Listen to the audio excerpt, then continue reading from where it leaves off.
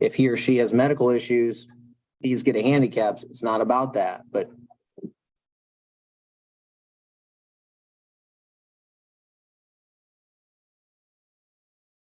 Good morning, Richland County. It is 9:30 a.m. on Thursday, April 13th. The Richland County Board of Commissioners is now in session.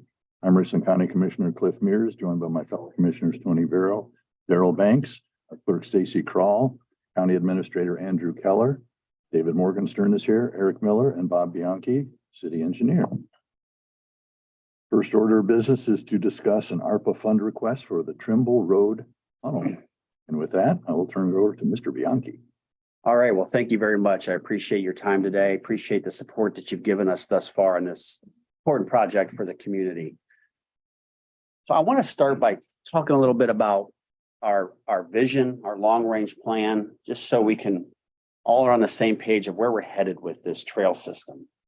So let me start by this map that you'll see, and then let me show you kind of where we're at. Home Road, you got Marion Avenue, Millsboro Road, and Trimble, Cook. So just so we all know where we're at, we've got Akron Children's on Trimble Road there, the VA, and then the Art Center. Okay. So let's talk about what's been done. Of course, we've got the wonders of Richland County, 18.1 mile trail, B&O trail there that traverses Marion Avenue and heads north-south. This trail was constructed in 2017, the Cook Road Trail. And then this trail further was constructed up Trimble Road. This was part of our long-range plan. So that's what's been constructed to date. And you're all familiar with this trail being the connector trail that you have made possible with your contribution, the $500,000 that you've contributed to this project, the 1.1 mile connector. This trail between Trimble and Marion Avenue on the south side of Millsboro is projected to be constructed in 2026. We've got grant funds for that, and we've already got most of the design done on that project. So that is in the works. And then we would like to build this in 2028 on Trimble Road between Marion and Millsboro. So essentially our goal is that the B&O trail would be connected to the Art Center through a separate 10-foot wide, safe walking path. Okay. That's our goal. But here, this is what we're talking about today, that crossing, the crossing of Trimble Road. So let's go to that specific spot. Specific spot of the tunnel is 200 feet south of Ray Melton Boulevard near Akron Children's. This pavement here is 63 foot wide, 4 lanes of traffic. The speed limit's 35, albeit I would imagine the average speed is closer to 40 to 45 miles per hour. isn't it 45 out there, Bobby? But Does it become 45? It's 45 in some segments of Trimble. I think so. no, You got 10 more miles Nope. wherever. I gotta go out there and look now. yeah, it's 35. 35. He also thinks 71's 80 miles an hour. So 90. Days. So this is the concern, is how do pedestrians cross this width of pavement? And Commissioner Banks brought this up originally. I know the stakeholders talked about this, that when we were out there in the field looking at this crossing, we had some concern. So let's talk about some of the devices that are typically used for crossing pavement and pedestrians. Number one, this is called a Hawk system, an overhead pedestrian signal. This is pedestrian activated.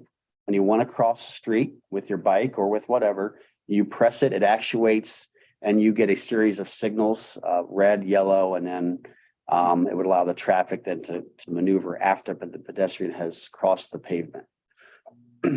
This is one of the best systems out there, okay? But has a compliance rate of anywhere from 72% up to 97%. That studies have shown. Compliance rate meaning you're counting on the drivers to stop. Stop, that's right. Price it would be that. Well, we've experienced our own, but the light, I don't think the light was blinking. So this is these are nice systems, but for Trimble Road being in the middle of the pavement there, right in the center of the corridor, I think that we're going to be in the low percentage of compliance. Elevation too, isn't there? Doesn't the topography drop down as you go south? So as you come up the rise going north, Mhm. then you would, Yeah, it's actually, yeah, on both directions. We're kind of at the top of the hill there, but you're coming up on both sides. So from the south and the north. that impedes visibility for the drivers for seeing pedestrians. And also being 4 lanes, when you've got a truck going right next to you, you may not be able to, you're behind that truck, you may not be able to see somebody crossing. We looked at, of course, a traffic signal. At some point, way into the future, a traffic signal could be warranted at Ray Melton Boulevard. Currently not. The side street traffic is at a volume much less than what would be warranted for a signal. And putting a signal at an unwarranted location will increase rear end collisions. That is a study that's been confirmed by FHWA, and there's always caution about putting unwarranted signals on corridors such as this, because you can and will have rear end collisions. Okay. So a traffic signal, an unwarranted signal is not really an option at this point. Also, even a smaller feature right out here, these are certainly wouldn't be recommended at this location on a 4-lane corridor. I look at it as 5 lanes with the yellow divide. That's what I said when preparing for today is, to me, it's a 5-lane road. Yeah, yeah. And then, of course, people have asked, what about a bridge? So a bridge would be great, but it's much longer than just the width of the pavement for ADA compliance. This bridge here on in Orange County, US Route 23 near Lewis Center is 750 feet long. 5 lanes of traffic. Okay. So And it looks like Trumbull though, doesn't it? it's, yeah. And like a hospital, it appears to be. a Back on hospital. Children's, yeah, And it is a footbridge? yeah. So And bike. to get up, you have to have clearance here on the edge of pavement for trucks and here. And then you can start transitioning down at an ADA compliance rate. So, So the cost would be much higher, I would expect. Then. yeah, very expensive. Ballpark that. So much That call. millions to do a pedestrian bridge of that magnitude, and the right of way, the property that would be needed to do that. Right. Now, we would obviously have to switch back. We wouldn't have this long, massive bridge. There'd be switchbacks. But you can imagine, What do you mean a switchback? so you're turning, coming back, rather than a very long bridge, Oh, you're cutting back and finally getting down. So let's talk about where the tunnel and what this would kind of look like. Again, here's Trimble Road, Ray Melton Boulevard, and we're about 200 feet south of that. Here's the existing 10-foot wide path that we have along Trimble now. And here's the location of the tunnel. Okay. What would happen is we would connect in at this location here. That's where we would connect at grade why do you need that loop? for length of slope, because we're going 15 foot down into the tunnel right here, through the tunnel and then out. So we have a 5% grade maximum to get from the top around into the tunnel. I can gain speed on my bike flying through the tunnel. Good, yeah. Oh, your tennis shorts though. So that's how this would work, how it would look. Now, we're actually in communication with the property owner now to make sure that we lessen the amount of property that's needed for their development. Okay. The tunnel will look similar to this concrete box with wing walls. And we're looking at potentially maybe even putting some murals through the tunnel with some anti-graffiti coating. So the murals will be there. Somebody wants to graffiti over the mural. It's like using a whitewash board with a marker, just washes off. So Who owns the property there on the east where the loop would be? we're working with Randy Payne, who has an option to purchase that through the McCready family. So He's not the current owner. he's not, but he will be. Yeah. So would he exercise his option to purchase? Randy's a good guy and then work with the city hope or whomever, I would imagine. We've already been at the office of with Randy and talked about this. We are looking at their site to make sure that their proposed development, all the parking that's needed is conducive with this type of right of way that's, Is it? Is he? yes, it's looking favorable. So who, What buildings are on the north or south of this? Well, right up here is the Akron Children's. Where did you point that? Wait, I'm sorry.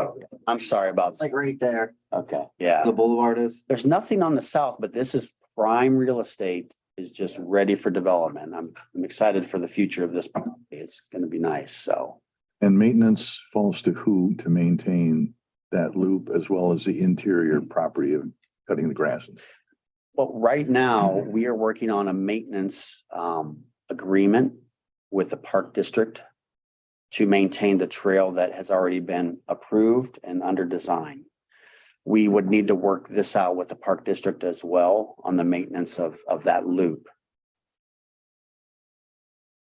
The structure, and we'll go to that here. Let me give you some project details then of the project. Construction, hopefully summer of 25. That's what we're shooting for.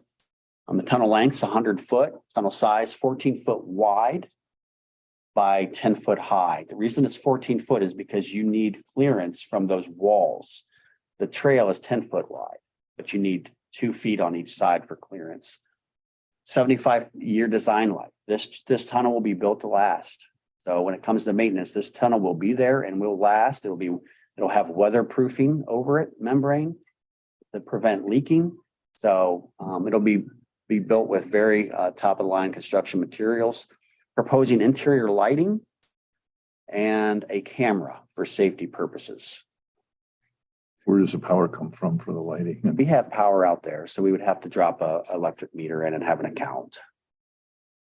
So there's already power right there. Wouldn't be difficult. Somebody monitor the camera or is it? Yeah, so we try to get it connected to our city building or 911. A wireless connection or is it? I'm not sure how we're gonna work that out yet. There might be fiber there that we can tap into. So those details haven't been worked out, but we want to have some level of detection so that it prevents lingering and people just hanging out in the tunnel.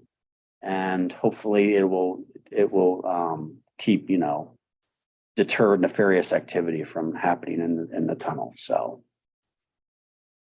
60-day closure. So the road will be closed similar to the way it was when Trimble Road was rebuilt. Okay, same detours, same type of situation. We're going to put into the project a incentive to the contractor to shorten that. So maybe it's $500 a day for every day that they come less than the closure. Okay. Funding. Can I on the road closure? Yeah. Where would the detour take you? Been determined yet? It would be, so, there's 2 detours, okay? There's the local detour and then there's the truck detour for the through. So the local detour, most people are going to use Woodhill and Woodhill and Woodland Road. Cliff's neighborhood would. Hey, Right? hey. Drive right through his house. Right now, do you remember when 2000? Negotiate this, Bob. Yeah, do you remember that when it was closed? Probably. I do. Woodhill was, Yeah. that's a local traffic. Local traffic does it now anyway, right? If you know the cut through, you can get lost back. But you really should go to Lexington Avenue Yeah. all the way around. That's a much longer one, but of course, we know what the local traffic's gonna do. It'll be detoured for Lexington Avenue, but People that know the route.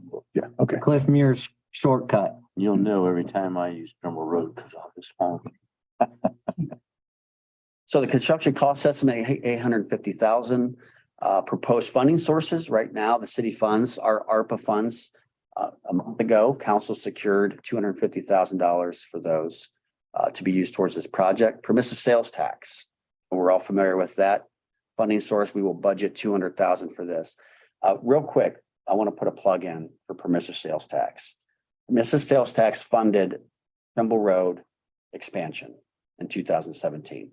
It offset $4.5 million of grant funding. So we use about $500,000 of permissive sales tax. Permissive sales tax built the Trimble Road Trail. It built the Cook Road Trail. And we wouldn't probably do this tunnel without permissive sales tax. I don't think I share with you guys enough on the impact that funding source has in our community. Okay, so it really brings real things to our community, and it is very much appreciated. So, Richland County Foundation, I'm submitting an application tomorrow for $200,000 for this project. And I'm requesting from the county $200,000 to support this tunnel. So total is $850,000. And Andrew, That's eligible? Yes, it is. In Okay. fact, the engineer and I have had a chance to talk about that. This really would not have been eligible for restricted ARPA funding but for this recent Yeah. Cornyn-Padilla amendment to the American Rescue Plan Act, which has allowed for counties to use up to 10 million or 30% of their ARPA award. Same thing for cities, whichever is greater. So yes, we will be able to use restricted ARPA funds for this project.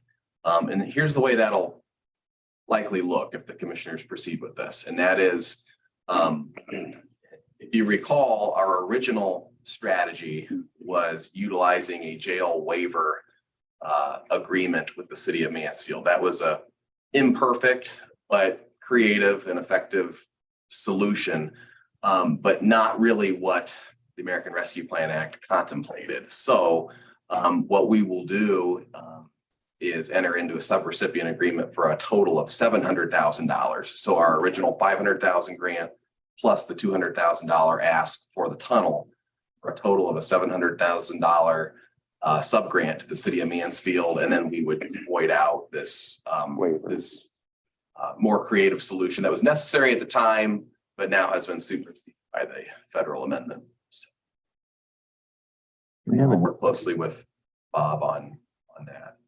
we have an estimate of how much use this is going to get. I realize it. Yeah, it's tough. We've essentially built right now a trail to nowhere. Right? We got the Cook Road Trail and the Trimble Road Trail. It's an isolated path that gets a lot of pedestrian traffic. I mean, you see people on it. I see people. You go up to the veterans, building and you turn around. Yeah. And, the Trimble Road Tunnel is going to be an asset, a feature. I think that might draw attention simply because it's a feature. I'd like to go through a tunnel, and see what it's like.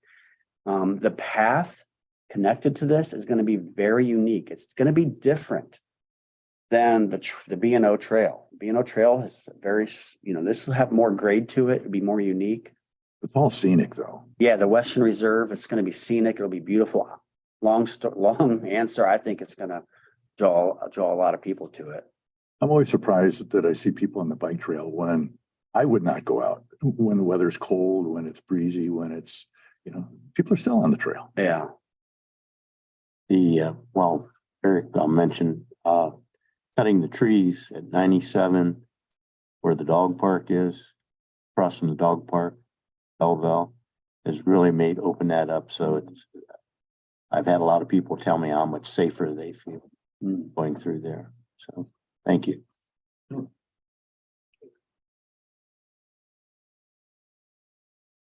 Bob, thank you for the presentation. How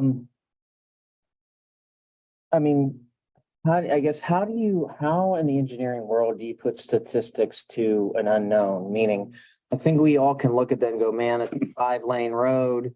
You have people who may have disabilities utilizing the Trimble walking path. You could have individuals pushing strollers with fast moving traffic. I think we all could recognize that there's a safety danger where we probably should do something. Okay. But how does the engineering world quantify that to say, okay, we really should do something here, or yeah, there could be a slight danger, but I don't think there is a need for a tunnel or a traffic signal. How do you make that determination professionally? Well, usually those types of scenarios, those type of construction efforts are based off of historical data. So we don't necessarily look into the future of there's not a lot of empirical data associated with what we think could happen. It's always about what has happened that drives our practices, that drives construction. Okay.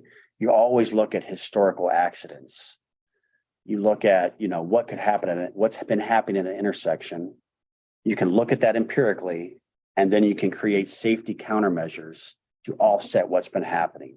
Looking into the future, there's not necessarily empirical data that I can point to say, because it's a crystal ball, right? I mean, we have to look at it, I think, collectively at our own experience. And what I've heard we're really going to push a stroller across Trimble Road. We're really going to have my family go across Trimble Road. I think collectively, based off that, based of our experience, based of our understanding of Trimble Road, how it operates and what it is as a community member, I think we need a tunnel. And I think a lot of discussion was generated on the site visit that we had, that you were present, Mr. Bianchi, Eric Miller, David Falquette, when we mapped out the trail itself, and we stood there in Trimble and we watched the traffic, and we realized we have to do something. It's just on site. It's very intuitive that you can see the speed, the topography, that people would have to push strollers and walk their bikes. The compliance you would expect that motorists would have, and those that wouldn't. You mentioned the alternative of an overhead pedestrian traffic signal. The high end of compliance was 90%. And I'm thinking about it, I'm like, that's still 10% of the vehicular traffic is ignoring that. And when we're talking 4 to 5 lanes, you're probably talking about someone ignoring that signal every minute of every day. And that's It takes one for us to say we should have put a tunnel or we should have done something Absolutely. there. So This will be one of the most critical crossings that we have for this long range plan. We're crossing a large corridor mid-block. Okay, the other crossings will be already at an established signal, much lower volume and slower speed. Was it ever considered in Lexington on 42 where the tunnel is? It's not really a tunnel, but it's an underpass. That we would have the bike trail actually cross 42 there instead of the under. May I speak to that? Please. Okay, so there were gobs of public hearings all over the county about the bike trail when it was first proposed. And one thing that didn't come up was no one looked at the actual design as it was originally. And as it was originally, you T-boned into 42 and you had to cross 4 lanes of traffic.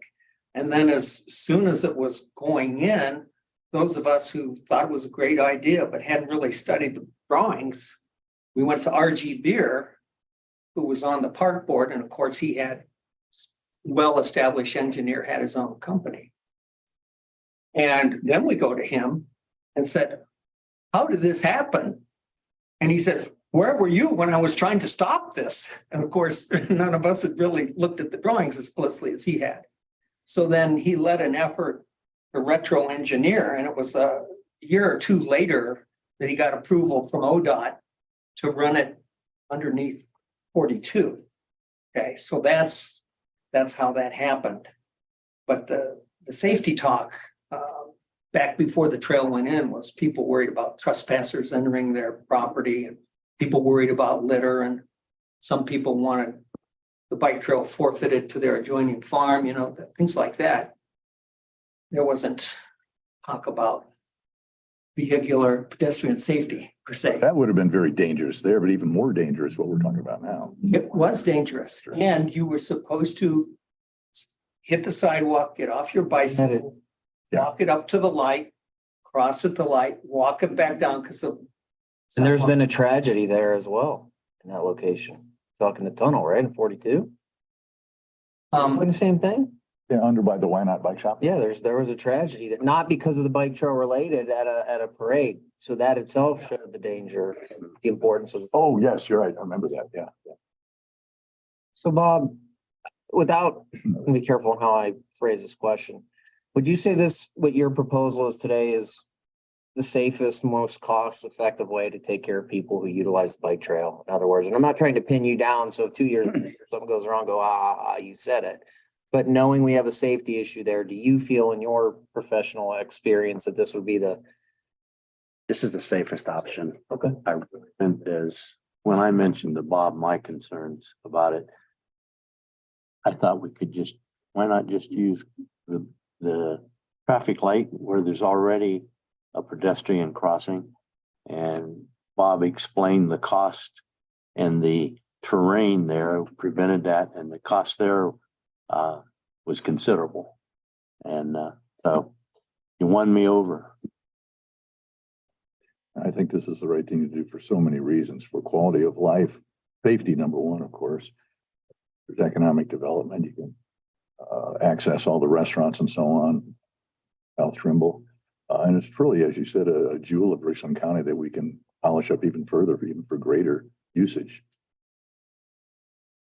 Okay, then motion to approve, obviously pending the formal notice of ARPA expenditure, $700,000 to connect the B&O bike trail and Trimble walking trail or path. And I will second that, the total of 700,000. Commissioner Mears, I will give an emphatic yes. Commissioner Banks, Yes. Commissioner Vero. Yes. Any questions, Carl? Yeah. Andrew, what was the amendment you spoke about in terms of the ARPA? Where did that come from? Well, it's the Cornian vendor to the amendment and passed earlier this year. CORNYN, you are rather a US senator. DILLA. What was the thrust of that change? The main value of the change for jurisdictions like ours is allowing for restricted ARPA funds to be used for road and bridge infrastructure and transportation infrastructure, which is why it could extend to something like a tunnel for a bike trail. Up to $10 million or 30% of your total award, whichever is greater. Bob, since this has been mentioned a couple of times, asked me or posted a question on social media, what about floods? Is that tunnel ever going to be in a position where it flood? it will not be. So it's going to be slanted at a grade. So it's like a large storm sewer conduit. So any water that gets in it will just drain out towards the west, but we will have drainage accommodation upstream of the tunnels. And have you when you have meetings yet with the foundation and the Regional planning will be regional planning is a part of the connector trail. and when do you meet with the foundation to try to secure those funds? I'm not sure if I meet with them, but I'm submitting a grant application tomorrow. But I'm not sure if there's a follow-up meeting or not, but their grant funds are vital. Every partner is vital to make this happen. And you still have to get council permission for the progressive sales tax, correct? Yes.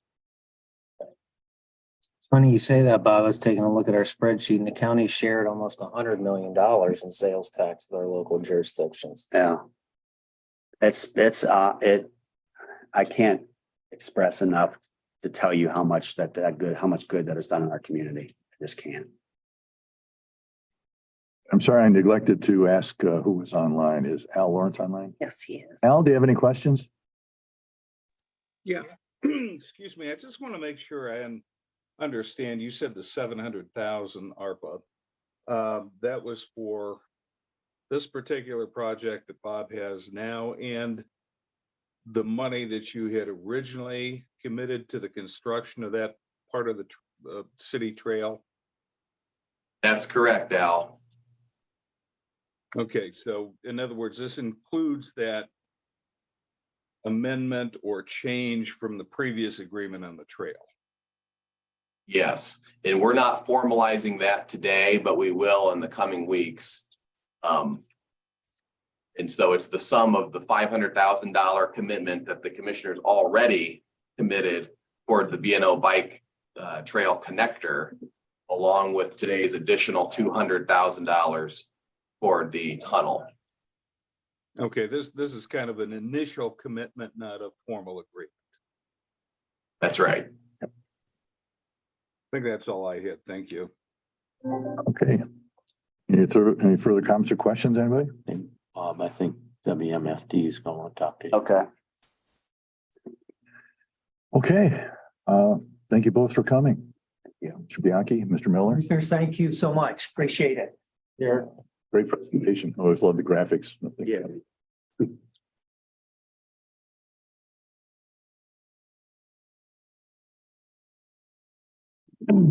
Okay, the next order of business that we have is to certify the record of proceedings for April 11th.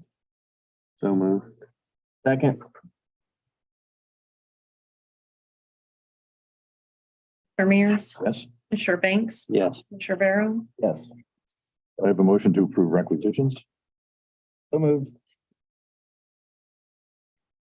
Commissioner Mears, Yes, Commissioner Banks, Yes. Commissioner Barrow, Yes. I have a motion to approve the weekly transfers and appropriations. Couple questions on those for Stacy. The first auditor's request, wouldn't we need to certify and then appropriate the 597.12? Second question I have is I show on the real estate assessment fund. I show that line item is negative. Well, how could we transfer money? Again, I'm always and often wrong.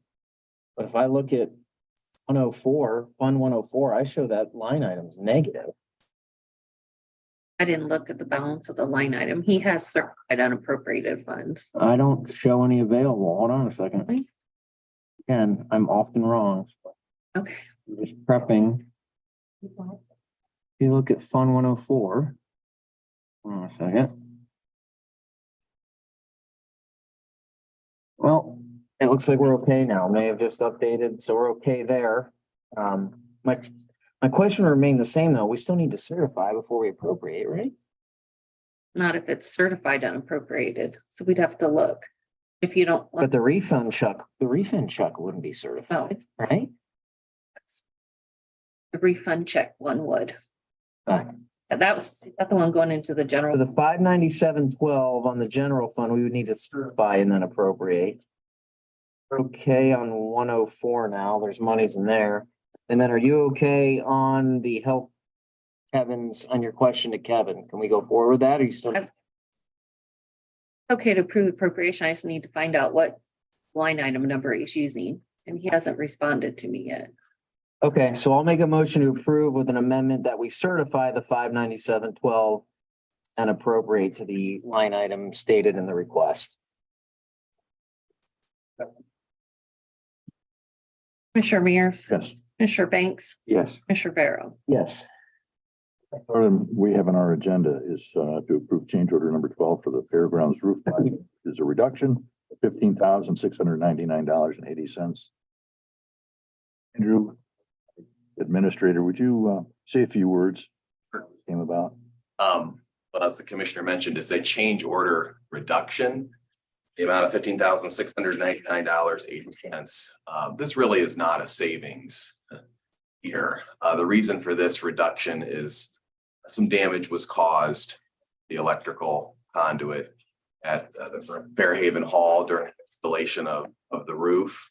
The contractor is taking care of that damage, but the commissioners are ultimately going to be paying the electrical contractor's bill to repair the damage that was done in the amount of actually nearly $26,000.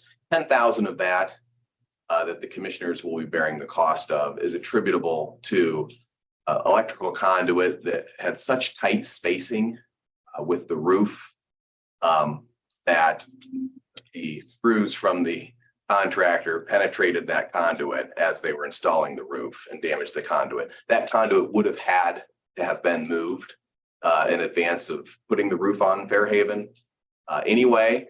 And that cost would have been $10,000. So that's a cost the commissioners and the fair board would have had to bear regardless. So that's how that's getting taken care of. The contractor is going to bear $15,699.80 of the cost of the repair, and then the commissioners will bear the additional 10.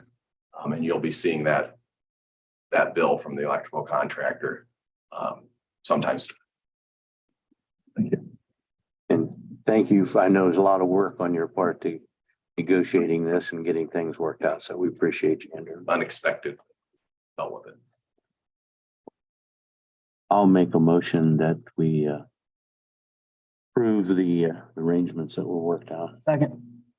Commissioner Mears, Yes. Commissioner Banks, Yes. Commissioner Barrow. Yes. Before we move on to the last order of business, which was added just late yesterday afternoon, are there any questions you have, Carl? Al, anything so far? What we just covered? No, nothing so far. So a piece of business that was added late yesterday, well, I guess it was late yesterday afternoon. So, it's a resolution that the commissioners will be considering to appoint Jody Schumacher, acting Richland County prosecutor, commencing April 15th, 23, which is this Saturday. And a brief bit of history on that.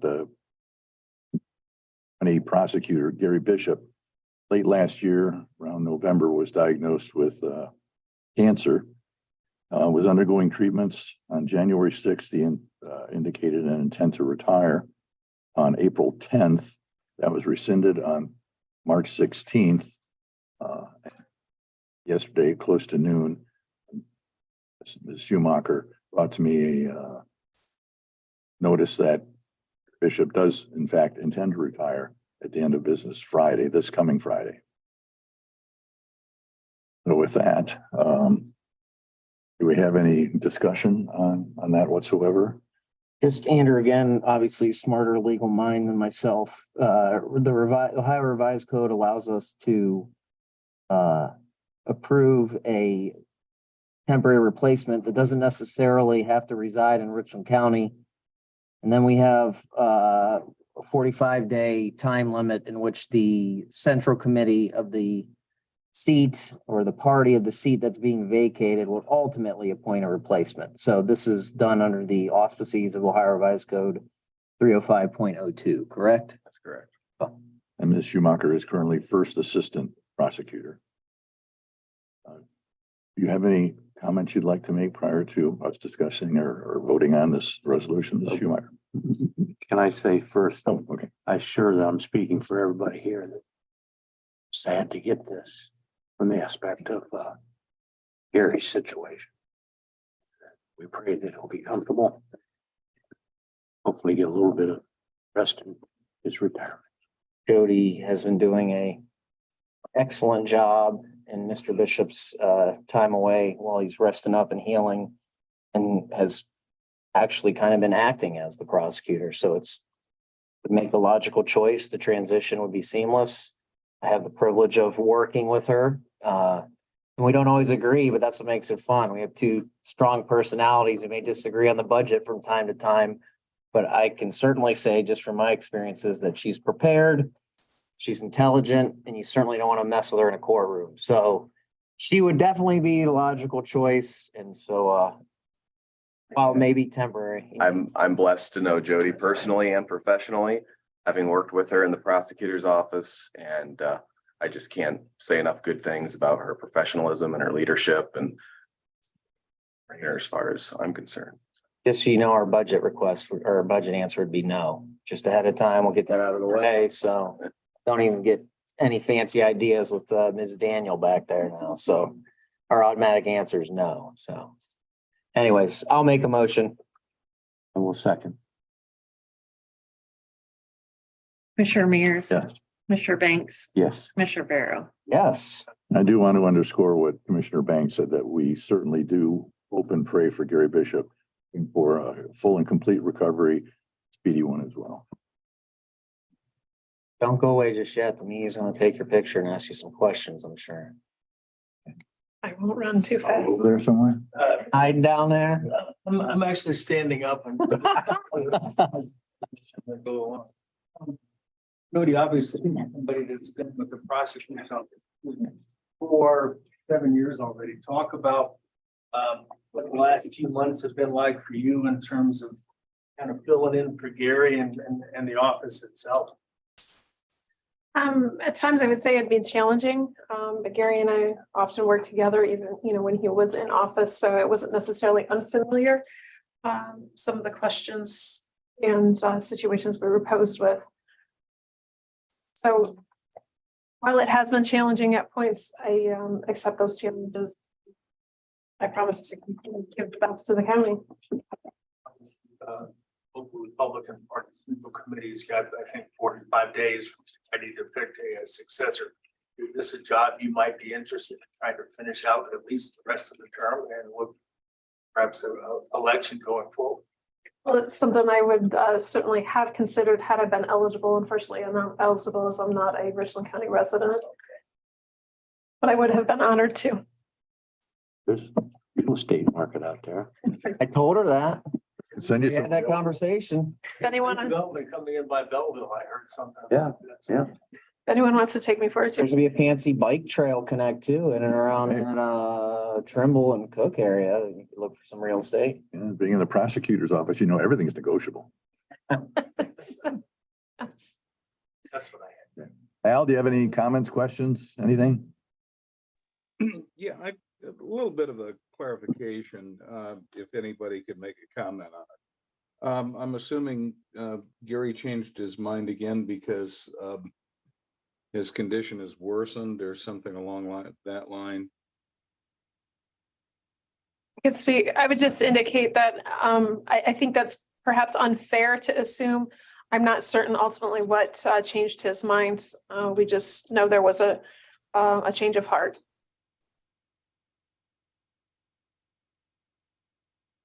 Okay, I think that's about all I had. Okay. Are there any comments or any other business to consider? Probably when you leave, An interview. he's gonna grab you. Think so. All right. Seeing no further business, the Richland County Board of Commissioners is hereby adjourned at 10:12 a.m. Thank you, gentlemen.